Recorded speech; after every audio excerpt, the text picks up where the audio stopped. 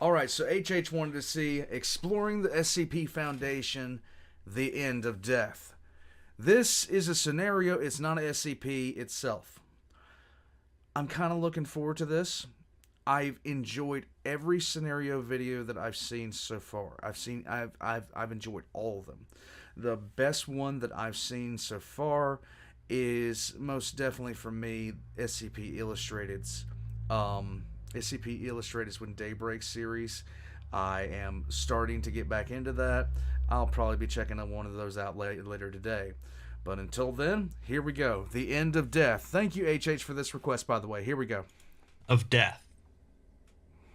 Dying is a perpetual fear for mankind, both for ourselves and for others we care about. Fear of death guides many of our actions through life, for most people, and humanity has continued to evolve and develop in order to prolong our lives as much as possible.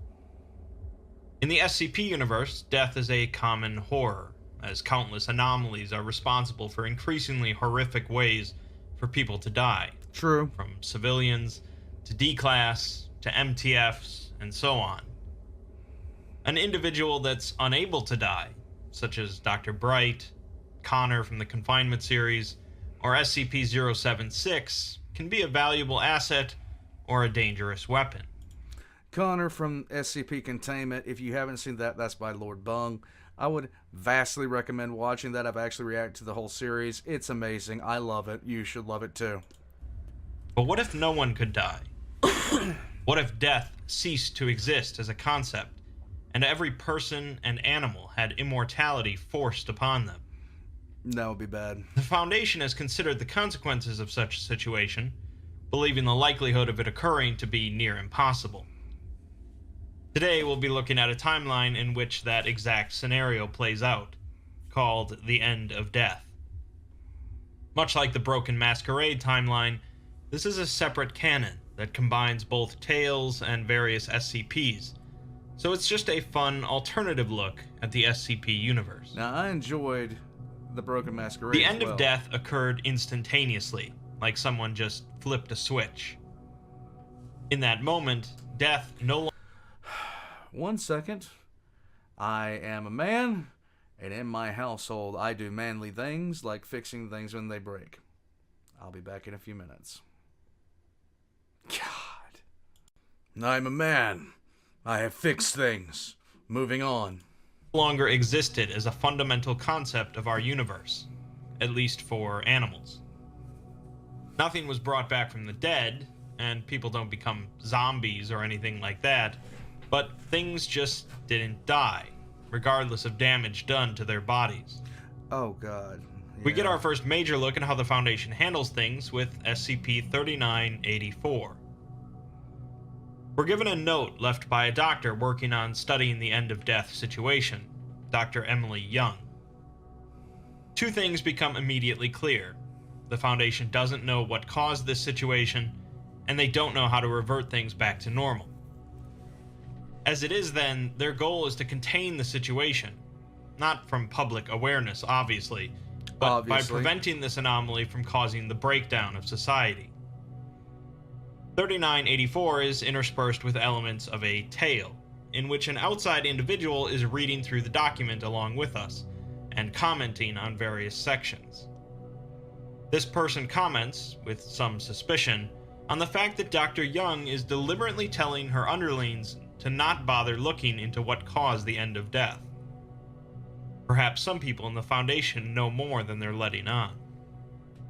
That brings us to the main portion of SCP-3984 then, in which the Foundation attempts to look into an alternative way of inducing death.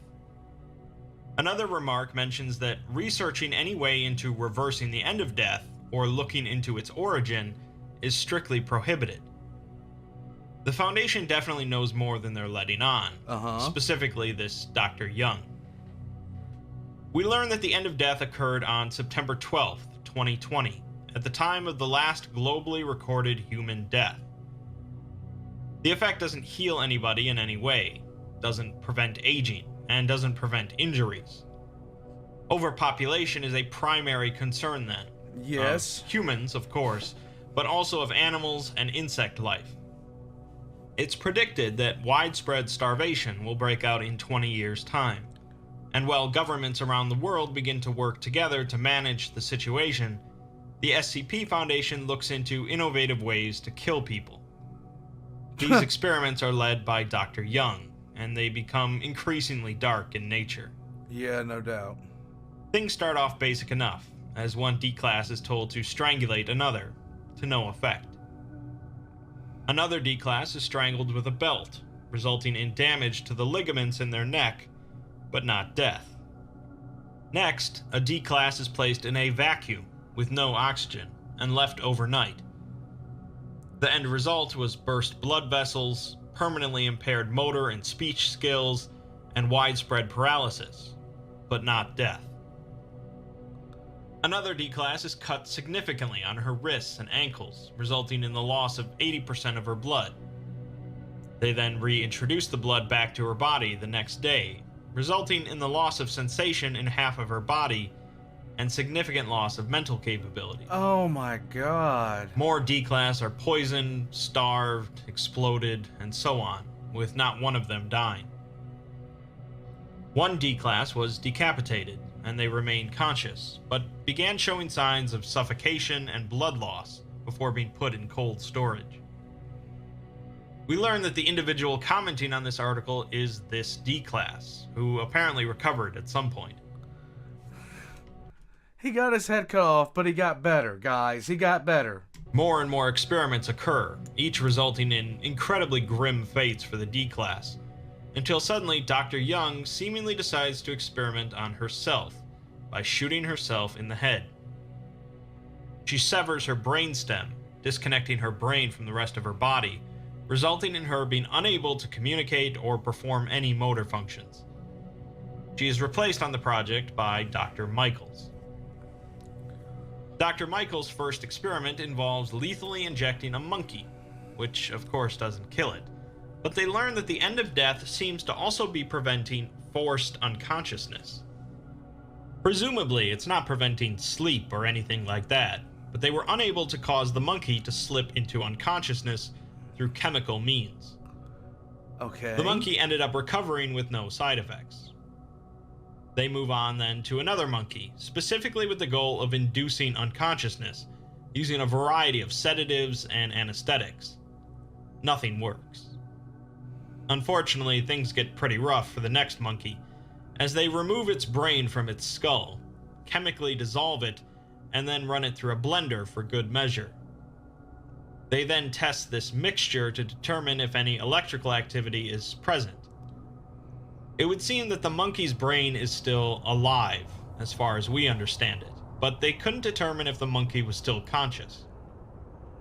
The summary of their research then is not that the end of death resulted in immortality, per se, but more specifically that it resulted in an inability for the brain to lose function, at least not completely. We then see a collapsible section at the bottom with the text, Dameru restricted. If the word dameru sounds familiar, you either know some German, or you're acquainted with SCP-2718. I've covered 2718 on the channel previously, if you're interested, but basically it's a cognitohazard, an anomaly that affects an individual's mind, that causes them to firmly believe that they can no longer die. Instead, they will consciously waste away for all eternity. Dameru is a special containment class specifically designed for 2718. SCP-2718 predates the creation of the End of Death canon, but it certainly inspired it. Unfortunately, we don't get to see what's behind this restricted file, as the individual reading this document doesn't have access to it. Now, my thought, like, no matter the injury, no matter what happens to you, I don't even want to think about how bad this would suck. I don't even want to think about how bad this would suck. Because gradually, everything would just pile up. Everything would pile up. He didn't say anything about aging stopping. And if that didn't happen, imagine how nightmarish it would be to be a human born. Because the way the human body wastes away at a certain point just becomes insane to contemplate past a certain age. Because the oldest people right now are over 100, and they, you find one of them that looks like they could throw a baseball. You ain't gonna find one. Ugh. The file is apparently called Project Dameru, and the person is determined to get into it to find out why Dr. Young spent so long experimenting on humans without reason, and why research into what caused the end of death is forbidden. They are interrupted, however, by Foundation agents, who capture the individual.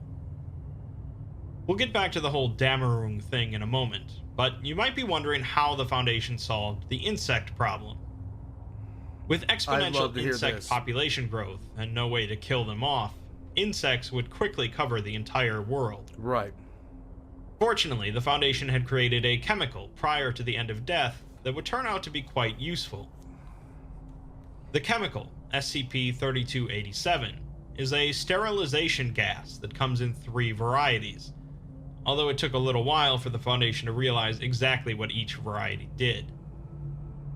The first version simply sterilizes any living subject, preventing them from reproducing. Okay. The second version confused the Foundation for a while, as any of the D-class they tested it on seemed to already be sterile. The third version seems to have never been tested.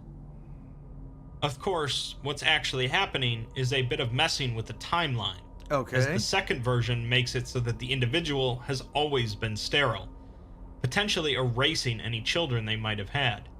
And the third version makes it so that the individual's parents have always been sterile, erasing them. Okay. These versions can easily lead to some messy time changes, erasing quite a bit of things from existence. The Foundation authorized the usage of SCP-3287 after the end of death, allowing them to easily control population growth of animals and insects without messing too much with any timelines. A side effect of the temporal shenanigans, though, was that the Foundation wasn't even sure why so many animals were now sterile, blaming it on the end of death itself. Various SCPs related to death were also affected by the situation. SCP. Okay, so how would this affect animals eating other animals? And us eating animals, for that matter. That's rough. SCP-1440 was an old, immortal man that caused the eventual destruction of anything nearby that was connected to humanity. He was now captured by the Foundation, pending reclassification to neutralized. SCP-2935, the cave that led to the completely dead world, was now just a normal cave. SCP-2718, the dameru cognitohazard, was missing from the Foundation's servers. In the years following the end of death, other groups besides the Foundation began looking into alternative means of death. Anomalous inventor Dado sold a number of pills, SCP-3866, to a medical facility in Florida that began to offer euthanasia. The pills didn't actually kill anyone, of course, but it caused individuals to enter a hibernation-like state, lowering their brain activity and slowing their heart rate to 1 beat every 34 days. It's estimated a human could survive for at least 3,000 years in this state, and so the medical facility buried patients behind the facility after administering the pills. Unfortunately, the drug would soon run out of their systems, causing them to return to normal. Marshall, Carter, and Dark caught wind of this and began replicating the pills, hoping to make the effect last indefinitely. Thanks to some helpful research from Prometheus Labs, they created hypnotraline, a similar pill that self-replicates inside of an individual's bloodstream, creating a permanent effect. They sold the pills for $5 million each, a high price. Yeah. But a person would really only need one. A group in Russia later attempted to create their own version of hypnotraline, but instead of causing hibernation, instead increased brain activity so that an individual would perpetually suffer from lucid night terrors. That's bad. This bootleg drug spread to approximately 39% of Russia's elderly, sick, and impoverished, and those afflicted became known as screamers. Lovely. Demand for hypnotraline spiked after this to neutralize the bootleg drug, so MC&D would later spread their own version of this faulty drug to artificially create demand for hypnotraline. Because of course they would. In return for their help, Prometheus Labs was able to develop a process for brain transplants, as human bodies began to decompose with age, and the wealthy were able to have their brains placed into younger bodies. That's messed up. 24 years after the end of death, the D-class that had been previously decapitated went to Dr. Michaels to ask her about Project dameru, and why research into the end of death was prohibited. Dr. Michaels dismisses the D-class, but decides to look further into this so-called project. By this point, Dr. Michaels has had 4 brain transplant operations, each funded by the Foundation. It seems Dr. Young eventually makes a recovery from her gunshot to the head, and Dr. Michaels emails her about Project dameru. She also emails her about her brother Tony, who used to work alongside Dr. Young, and apparently died 10 days prior to the end of death, in some sort of heroic mission. Dr. Young is glad to provide info on both, and sends her a number of files. One of them is a draft of an SCP file related to Project dameru, SCP-3448. SCP-3448 is a machine composed of various bits of technology used in MRIs and particle accelerators, and enhanced with various anomalous rituals. I still can't get over the basic premise of this. What would happen to you? What happened to, like, just the concept of being in a severe accident to where you're paralyzed from the neck down and there's no way for you to be gone. Like, if the concept of like having a horrific accident and being put into a vegetative state and then you're still just there, that is being trapped in your own body. The purpose of the machine is to allow an individual to die while remaining in contact with the world of the living. This, in turn, is the primary tool used by the Foundation as part of Project dameru to contain death. When someone enters the machine, they are placed into a half-death state, ceasing all bodily functions, but their consciousness is free to roam away from the body. Only one person so far has been successful in utilizing the machine outside of preliminary testing. Okay. Dr. Michael's brother, Tony.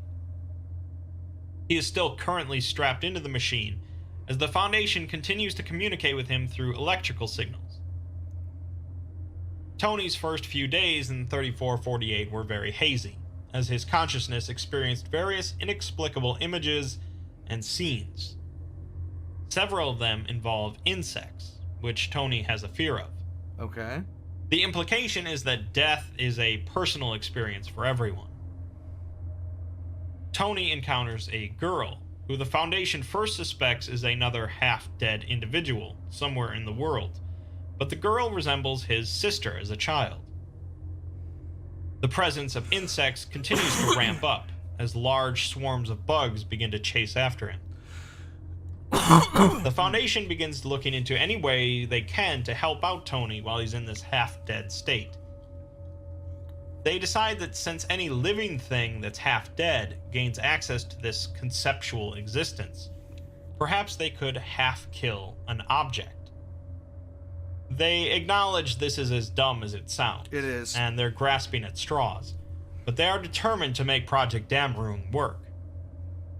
They decide to send him a lighter, by putting a half disassembled lighter into the machine and turning it on while finishing the disassembly. Sure enough, it seems to work, as Tony soon has a lighter in his hands. Huh? The lighter looks like it helped out, too, as there are soon burnt insect corpses all around. Unfortunately, the girl was seen stabbing Tony with a sharpened bone, Lovely. so the Foundation sends in a handgun. Things get really dark after that, with the Foundation receiving images filled with burning chains and skeletons and plenty of the color red. Tony Lovely. uses the handgun to kill the girl, and the imagery changes to a blooming field with insect corpses raining from the sky.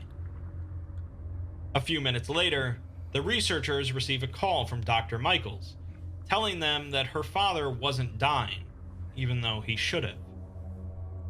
They then receive a call from 05-4, the overseer that approved Project Dameru, who congratulated them on their success and told them to burn all of their research. Huh. Earlier, I said that the purpose of Project Dameru was to contain the cognitohazard known as death. The Foundation, or at least just 05-4, apparently wanted to contain the Grim Reaper so that they could bend it to their will, making immortals as they go, or perhaps killing people at will. Unfortunately, they had absolutely no idea what they were doing, and they That's dumb. That's very dumb. ended up shooting it in the head, killing it. Thus, the end of death, for everyone, with no way to bring it back. Good This game. is why the Foundation doesn't want people looking into what caused the end of death. Because it was them, and there's no way to fix it. Dr. Young went on to research another SCP, SCP-4514, an anomalous switchblade. Imagine the guy that sits there and is like, yeah, I killed death. Imagine being that guy, knowing that you are the cause of all the pain and suffering that is currently happening in the world. Good job. Good job, you trigger-happy bastard. Are you happy with yourself? When the knife is used to injure an individual, and it causes significant damage to the brain, heart, respiratory system, or causes the loss of at least 40% of their blood, they will die. That probably sounds pretty standard for a knife, but the anomalous part is because of the end of death. This knife can kill people regardless, making it incredibly valuable. Yeah? The knife was found in the year 2030, after a drunk killed another drunk, and a local paper published a story about it, as obviously that's a pretty remarkable occurrence after no one died for 10 years. Yeah? Dr. Young began experimenting with the knife, proving its capabilities, and D-Class began volunteering to be tested on. Eventually, Foundation personnel began volunteering as well, Wow. including a 149-year-old site director. Dr. Young was finally taken off the project by the Ethics Committee, who decided that they couldn't use the knife to kill everyone who wanted to die, so therefore it was unfair to be used on a select few.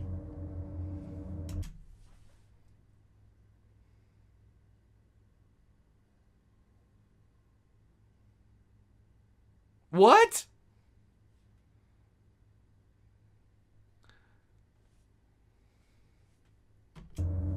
We learn a little later that the SCP-4514 document has been edited a bit, obscuring the origin of the knife. The drunk that used the knife was a Foundation agent, who received it as a gift prior to the end of death. The person that gave him the knife was Tony Michaels. We also later get a bit more information about 05-4, the man responsible for all of this. He had developed a fear of death after losing a number of family members in quick succession, Right. and wanted to find a way to make certain individuals immortal. Obviously, he messed up, and immediately ordered the team to burn all the research so that no one found out. Yeah, but to cap death, you... At the O5 council meeting right after the end of death, as the others began discussing population control and researching what happened, O5-4 asked why they needed to fix it. He was, at the time, happy for his immortality, but was worried that the Foundation would eventually reverse the situation. 10 years down the line, he proposed that they reclassify immortality as non-anomalous, the new baseline that they don't attempt to fix. The proposal passed, and life went on. Okay. 100 years later, the world had completely adjusted to immortality, with people being born on the planet with no knowledge of death. Dr. Michaels and Dr. Young had joined up to go to the site of SCP-3448, where Tony was still hooked up to the machine in a half-dead state. They began to work to try and revive Tony, discussing the possibility of putting his consciousness into a robotic shell, which will then go to a robotic afterlife where they can retrieve it. Okay. It's complicated, to say the least, so I won't get into it. Okay. O5-4 finds out that they're poking around 3448, and is worried that they'll somehow reverse the end of death. So he sends in an MTF, the Red Right Hand, under the cover that it's a Chaos Insurgency facility. Meanwhile, Dr. Michaels enters the half-dead afterlife in an attempt to retrieve her brother. It's a unique and perplexing exploration log that I recommend checking out for yourself if you're interested in the tale Where Death Used to Live. She finds Tony in a field. They embrace, and she tells him she's here to get him out. He says he's not leaving, as he's been working on a way to fix things. He has a garden hoe that he apparently used to kill people while in this afterlife, but it stopped working as well. Our garden hoe? Eventually, Nice. Dr. Michaels ends up in another room with a teddy bear, which has been present throughout this afterlife. The teddy bear speaks to her, telling her that it's had a lot of conversations about death with Tony, and it thinks it knows what death is. It says that death is just the end of a story, and if the story doesn't finish, it spirals out of control and loses focus. Death is just the final page of life's story. This place is where, in the teddy bear's words, the deadlines for the manuscripts get enforced. Since communication is down, however, the authors of people's lives think they have all the time in the world to keep writing, with no end. So how does the story end? Perhaps not as climactically as he'd like, but the Michaels communicate with Dr. Young, who goes to visit their father, who was supposed to die at the start of the end of death. Okay. Dr. Young finds him in his apartment and chokes him until he enters the half-dead afterlife, where he briefly reunites with his children before they use the garden hoe combined with Tony's knife, SCP-4514, to lay their father to permanent rest. Dr. Young then hangs herself, and she too is finally given her wish of death by the Michaels. Dr. Michaels and her brother are capable of permanently killing people, but it seems they can only do it when people enter this half-dead state, and since not many people end up there anymore, the end of death will continue to go on.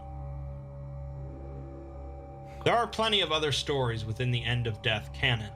This was only a look at the basic premise and the main storyline involving Dr. Michaels and Dr. Young. Wow. Unlike, say, the Broken Masquerade canon, when things are wildly chaotic for a while, normalize, and then life is just pretty interesting, the end of death is decidedly depressing. Yeah. Death is a common fear for many of us, and plenty of people wish for longer lives, for themselves or for loved ones. It's not unbelievable that a person in O5-4's position would go to such lengths just to stave off death for a few people. It's really not. Unfortunately, it's easy to see that death is something that we can look at with bitter thoughts, but it's absolutely a necessary part of life. There are a lot of horrible and horrific things in the SCP universe that can kill you, But perhaps not being able to die is the worst one of all.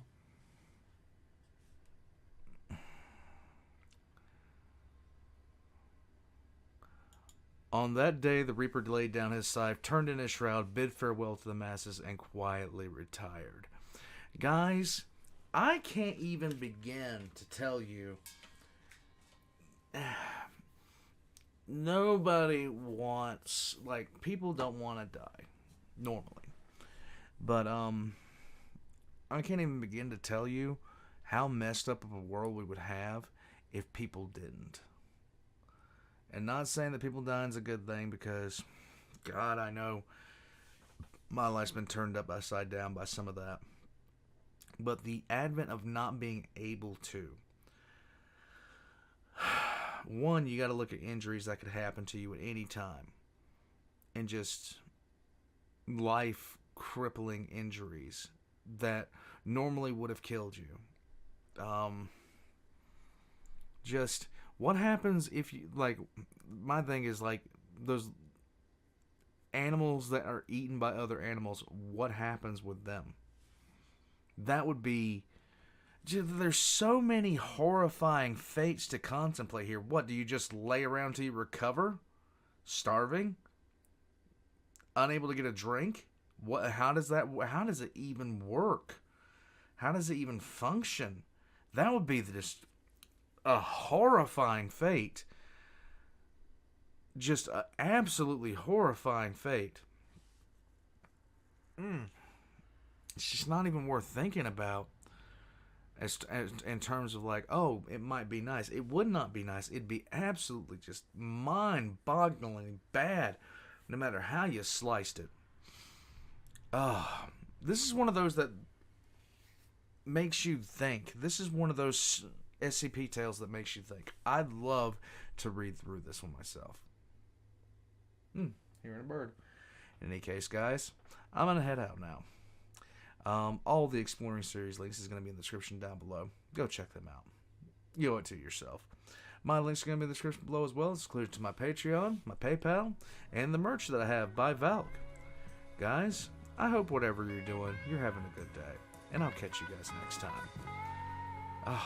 Hey, by the way, fan uploaded. We'll be checking that out tomorrow.